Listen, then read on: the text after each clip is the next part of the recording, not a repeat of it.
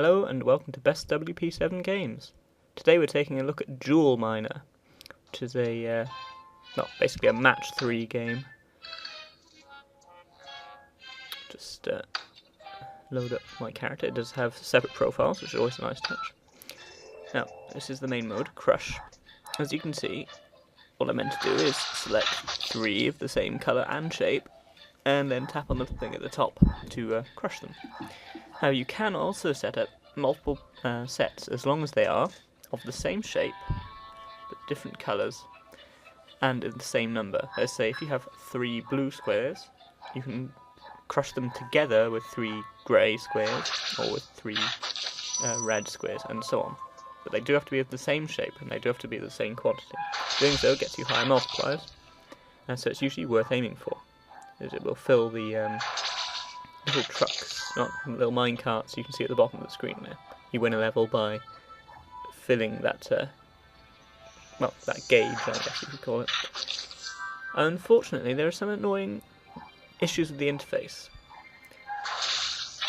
You'll probably notice it happen a few times as I play through this, that I'll sort of try and hit a run of objects, and then when I hit the stop, like there, in fact it turns out I've missed one. It's because I've misclicked on one, and I do it again, and they're game over already.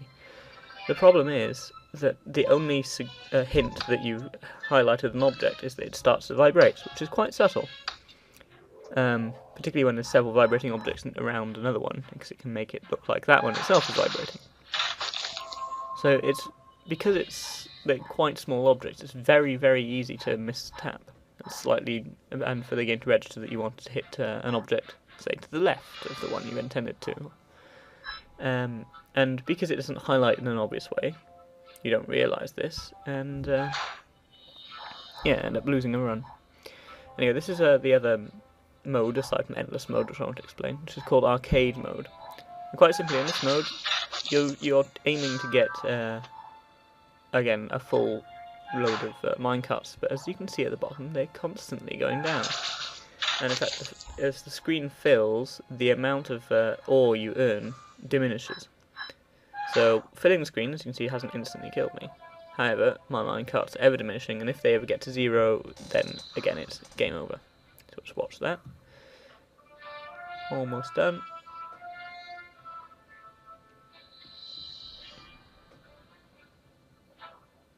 There we go. So yeah, that's arcade mode. So let's go back to crush mode so you can see how it works. Tried to create a new character there, didn't mean to do that. So yes.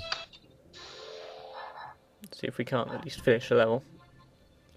I have played a fair bit through before being scuppered as ever by not realising I've selected the wrong object.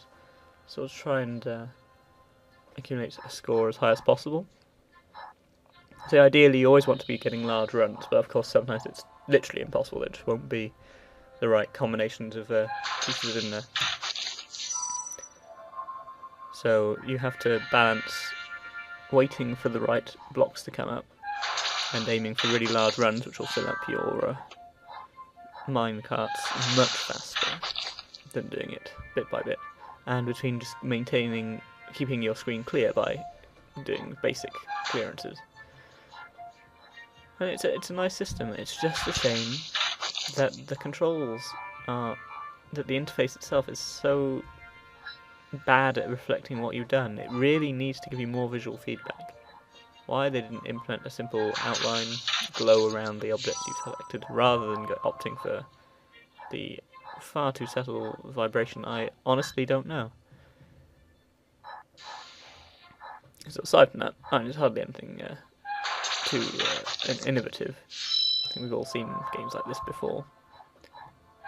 But there's a reason this genre is popular. It's simple to understand and fun to play.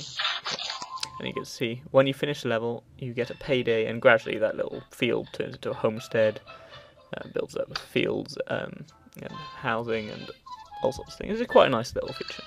But yeah, that's Jewel Miner. It's available on the marketplace now.